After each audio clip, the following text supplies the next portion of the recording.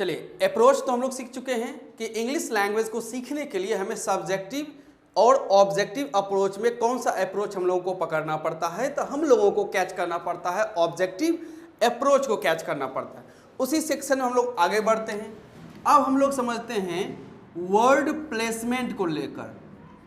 Word placement approach तो आप लोग जान चुके हैं अप्रोच को, अब जानते हैं वर्ड प्लेसमेंट को लेकर। अब आप कह सकते हैं सर ये वर्ड प्लेसमेंट क्या है, पहली बार सुन रहे हैं।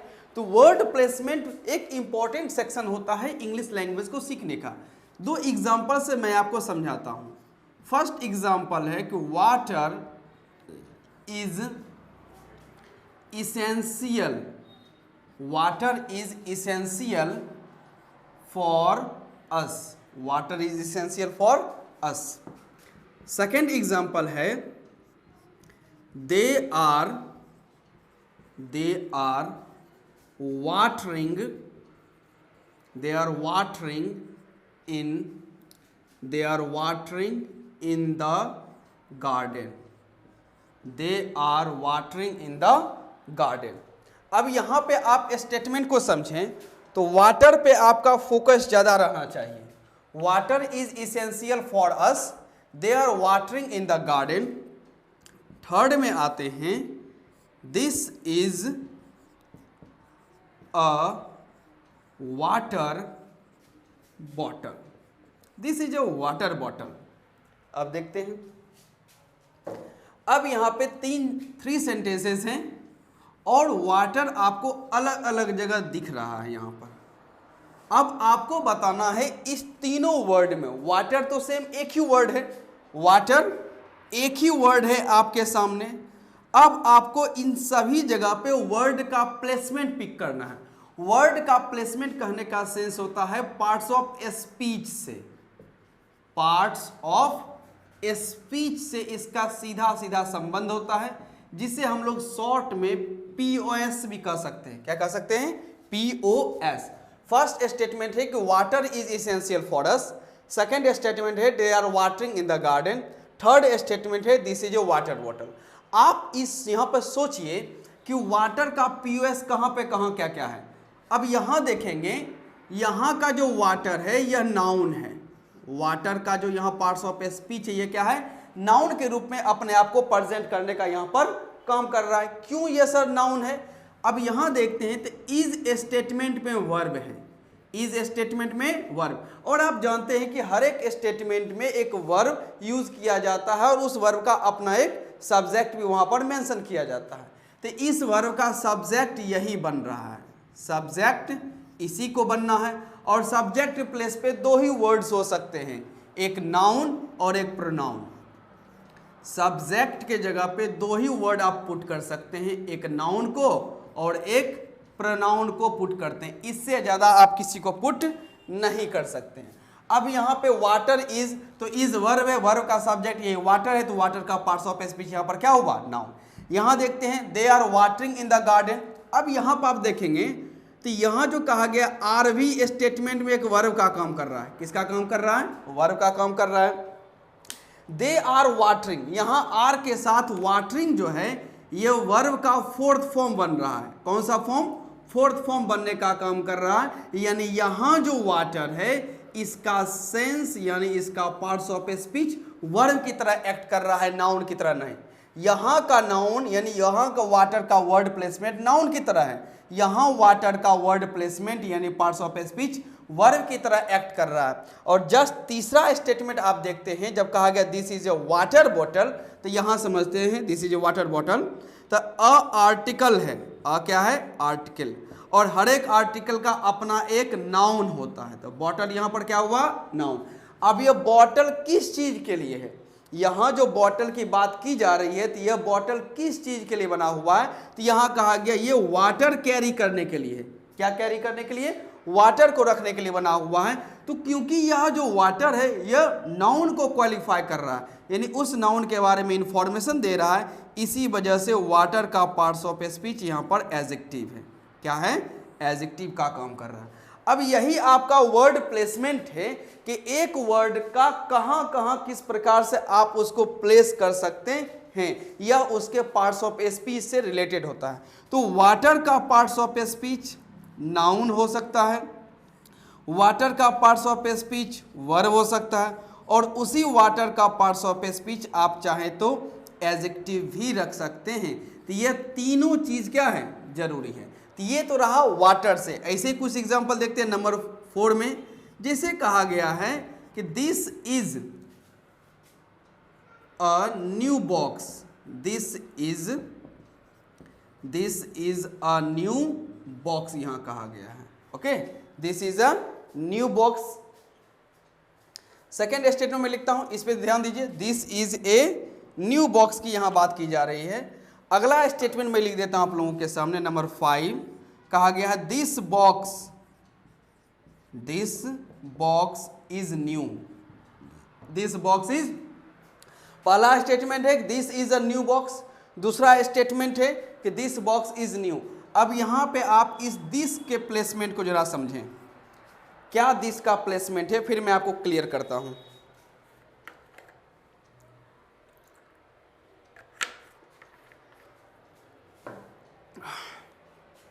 अब यहां पे देखते हैं, इज स्टेटमेंट का वर्ब है, हर वर्ब का अपना एक सब्जेक्ट होता है, वह सब्जेक्ट यहां पर कौन है, दिस है। और मैंने आपको कहा है कि सब्जेक्ट प्लेस पे या नाउन हो सकता है या तो प्रोनाउन। यहां पर दिस का पार्ट्स ऑफ स्पीच प्रोनाउन है, क्या है, प्रोनाउन। यहां दिस का पार्ट्स ऑफ स्पीच प्रोनाउन है। जस्ट नीचे वाले स्टेटमेंट में देखते हैं, तो इसमें कहा गया this box is new, is verb है, इज वर्ब है, हर वर्ब का अपना एक सब्जेक्ट होता है, सब्जेक्ट यहाँ बॉक्स है, जिसका पार्ट्स ऑफ स्पीच यहाँ पर नाउन है, क्या है, नाउन है। अब दिस क्या कर रहा है, ये बॉक्स के बारे में बता रहा है, यानी नाउन के बारे में यहाँ बताने का काम यहाँ पर कर रहा है। तो नाउन के बारे में अगर ये बता रहा है, तो नाउन की जो विशेषता बतलाता है, नाउन को जो क्वालिफाई करता है, उसे तो हम लोग एडजेक्टिव कहते हैं। क्या कहते हैं, एडजेक्टिव। तो यहाँ दिस का पार्ट्स ऑफ स्पीच एडजेक्टिव से निकल रहा है। तो जिस प्रकार से यहाँ वाटर का parts of speech noun verb adjective था, उसी प्रकार से दिस का पार्ट्स ऑफ स्पीच भी यहाँ पर एक जगह प्रोनाउन और एक जगह एडजेक्टिव बनने का यहाँ पर काम कर रहा है। एक और स्टेटमेंट मैं देता हूँ आपको, 4, 5, 6। आई हैव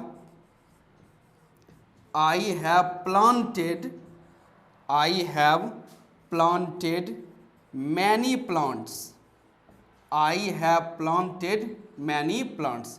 अब यहाँ पे एक जगह आपको प्लांटेड दिख रहा है और एक जगह आपको यहाँ पर प्लांट्स है। दोनों के पार्ट्स ऑफ स्पीच को समझें, क्या क्या हो सकता है प्लांटेड और प्लांट को लेकर।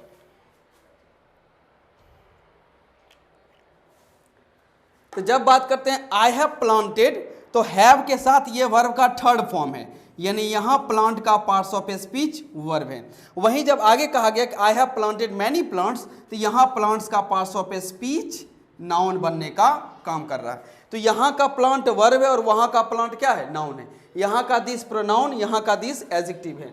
यहां का वाटर नाउन, यहां वाटर वर्ब और यहां वाटर एडजेक्टिव के फॉर्म में प्रेजेंट अपने आप कर रहा है। तो ग्रामर में हमें अप्रोच तो सही रखना पड़ता है, साथ ही साथ हम लोगों को वर्ड प्लेसमेंट को भी आपको साथ में समझना पड़ता है। तो इंग्लिश लैंग्वेज को सीखने के लिए आपको अपना अप्रोच सही करना पड़ेगा, और दूसरी बात है आपको वर्ड प्लेसमेंट यानी पार्ट्स ऑफ स्पीच की जानकारी आपके पास सही होनी चाहिए। क्लियर, इसको नोट कीजिए, मैं आगे बढ़ता हूं।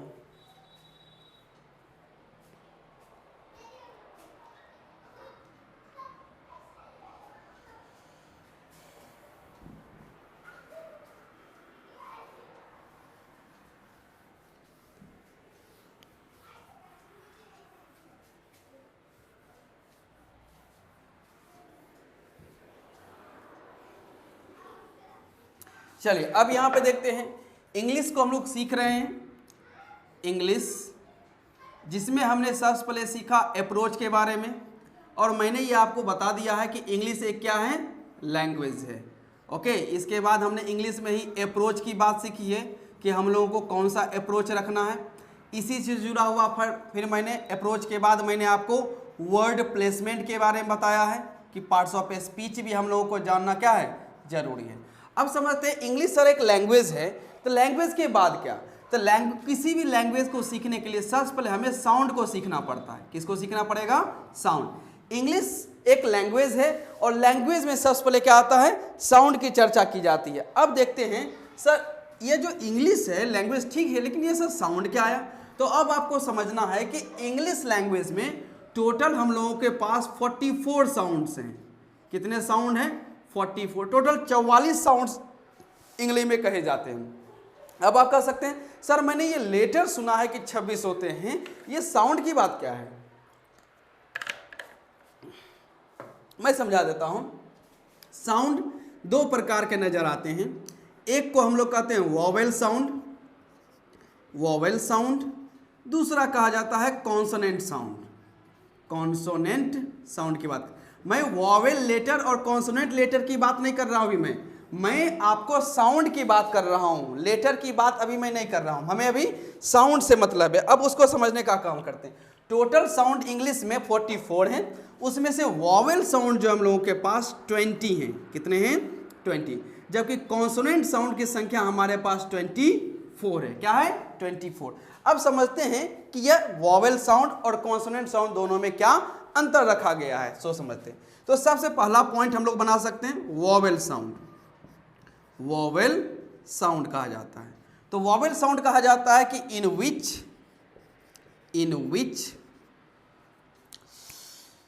Vowel sound 24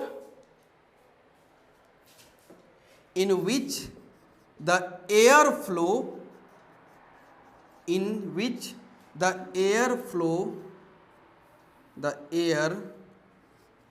flows without any obstruction, without any obstruction की बात की जा रही है। यानी कहा गया है vowel sound in which the air flows without any obstruction, यानी जो हम लोग जब किसी साउंड का उच्चारण करते हैं, प्रोनाउंस करते हैं, किसी भी शब्दों का प्रोनाउंस करते हैं, तो उसमें जो एयर का जो फ्लो होता है, जो हमारे माउथ से एयर का फ्लो निकलता है, तो वॉवेल साउंड में विदाउट एनी ऑब्स्ट्रक्शन होता है। यानी उसमें किसी प्रकार का ऑब्स्ट्रक्शन नहीं, एयर जो है वो डायरेक्ट निकलता है, बिना किसी रुकावट के निकलता है, ऑब्स्ट्रक्शन उसमें कोई नहीं रहता। एग्जाम्पल मैं देता हूँ, ध्यान रखिएगा। जिसे कहा जाता है, जैसे एक वर्ड है UMBRELLA, UMBRELLA, एक हमारे सामने ELEPHANT, ओके। उसके बाद आ सकते हैं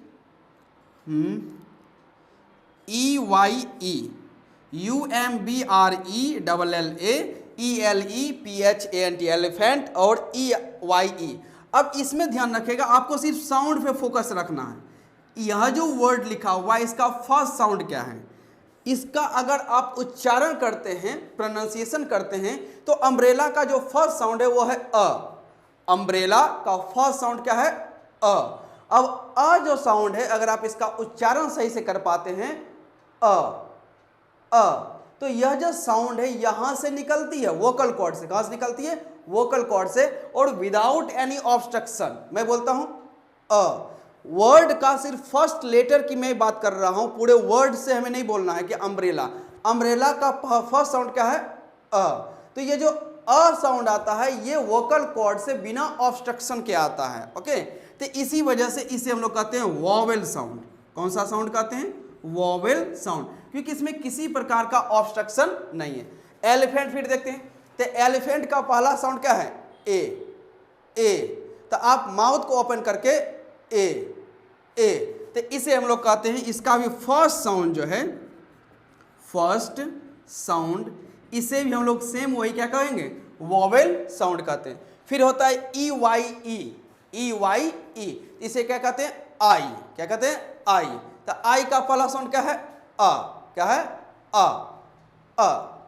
अ। तो यह जो साउंड है, यह इसका भी जो फर्स्ट साउंड है, वो भी हम लोगों के लिए क्या है? वॉवेल साउंड है। तो वॉवेल साउंड क्या होता है? ध्यान रखिएगा, इन विच, जिसमें द एयर फ्लोज, हवा जो फ्लो निकलती है, विदाउट एनी ऑब्स्ट्रक्शन, बिना किसी ऑब्स्ट्रक्शन के निकल जाती है, उसे हम लोग क्या कहते हैं? वॉवेल साउंड कहते हैं। अब वही समझते हैं कॉन्सोनेंट साउंड। तो वॉवेल साउंड 20 होते हैं, वॉवेल साउंड मैंने आपको समझा दिया।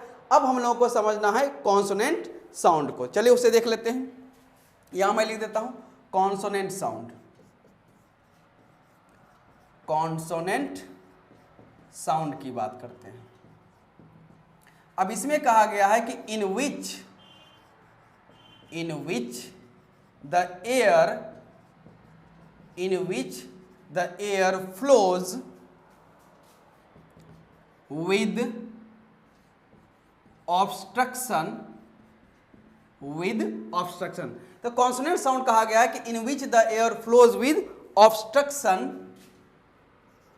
ऑफ लिप्स, टीथ, टंग या पैलेट। इसको नोट कीजिए, इसमें कहा गया इन विच द एयर, यहां पे जो निकलता है ध्यान रखेगा, जो साउंड निकलने का काम करता है वह उसकी जो एयर होता है वो फ्लोज होता है ऑब्स्ट्रक्शन के साथ, वो निकलने का काम करता है। और उसमें मदद किसकी लेता है, तो ये लिप्स की लेता है, टीथ की लेता है, टंग और पैलेट। पैलेट कहा जाता है कि हमारे माउथ का जो ऊपर वाला हिस्सा होता है, अंदर से जो ऊपरी हिस्सा होता है उसे हम लोग पैलेट कहते हैं। ये वाला हिस्सा उसे हम लोग क्या कहते हैं, पैलेट कहते हैं। तो यहां पर जो वोवेल साउंड था इसमें किसी प्रकार की ऑब्स्ट्रक्शन नहीं थी, जबकि कॉन्सोनेंट साउंड में क्या होती है, ऑब्स्ट्रक्शन होती है किसकी, लिप्स की, टीथ की, टंग की और पैलेट की। जिसे कहा जाएगा, एक वर्ड में लेता हूं, ओके, बॉय, सिंपल सा स्टेटमेंट वर्ड लेता हूं, बॉय। अब इसका जो फर्स्ट साउंड है, इसमें आप देखते हैं क्या चीज ध्यान रखेगा, इसमें जब आप बॉय बोलते हैं तो बॉय का जो फर्स्ट साउंड है, बॉय का फर्स्ट साउंड बॉय, तो आपका लिप्स पहले ही यहां पे ऑब्स्ट्रक्ट कर रहा है, एयर को वो निकलने ही नहीं दे रहा है, बॉय। तो ये लिप्स का यहां पर यूज हो रहा है, तो यहां पे किसका यूज हुआ, लिप्स का यूज हो गया। तो यह ऑब्स्ट्रक्शन यहां दिया गया है एयर के फ्लोज में, इसी वजह से यहां पे हम लोग इसे क्या कहेंगे, कॉन्सोनेंट साउंड कहते हैं। यहां पे किसकी मदद ली गई है, कॉन्सोनेंट साउंड की। सेम एज लेते हैं कार, क्या करते हैं, कार। तो इसका जो फर्स्ट साउंड, जब आप कहते हैं कार,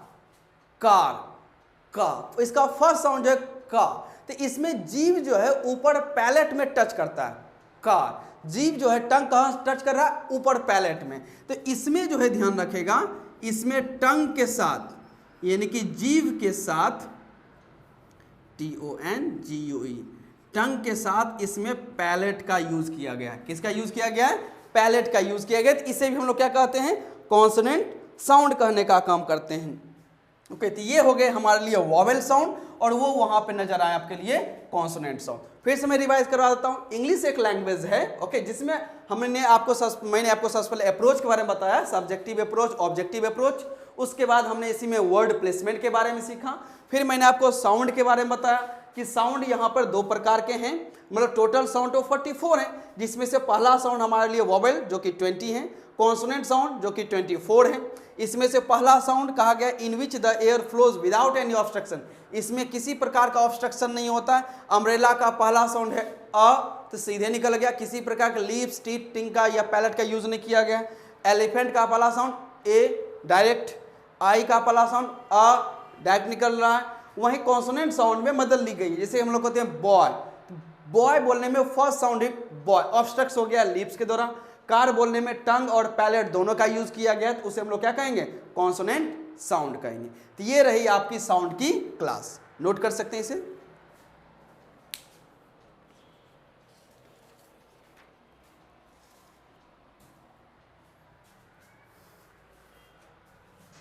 चलिए हम लोग अब आगे बढ़ते हैं, साउंड क्लियर कर चुके हैं।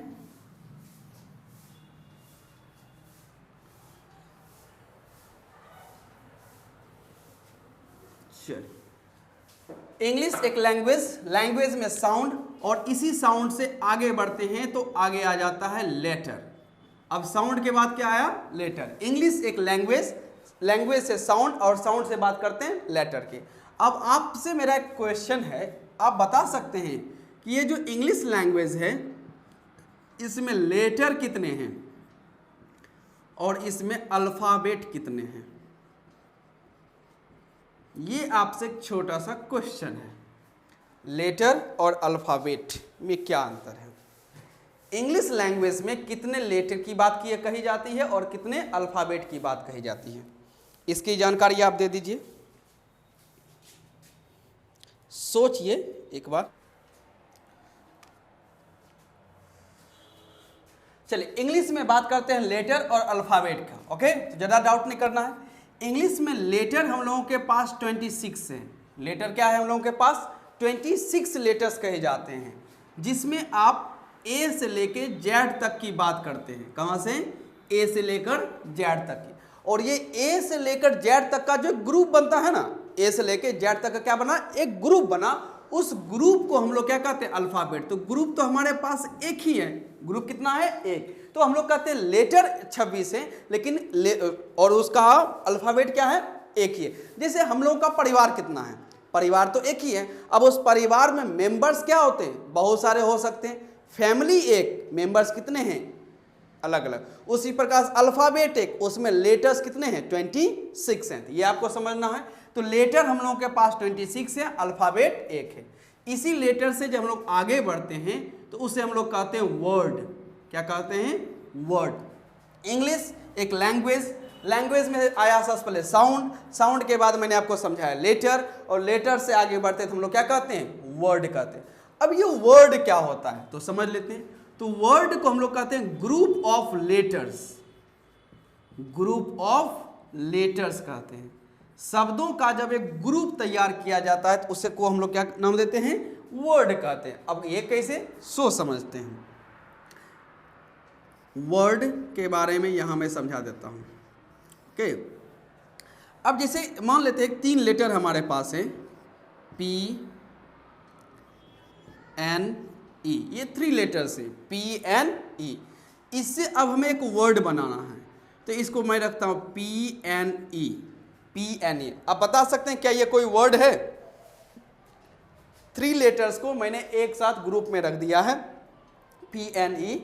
आपको बताना है कि यह एक वर्ड बना या नहीं बना, ये आपको समझाना है। पी एन ई, तो ऑब्वियसली पी एन ई यह कोई वर्ड नहीं है, ग्रुप ऑफ लेटर्स यह है।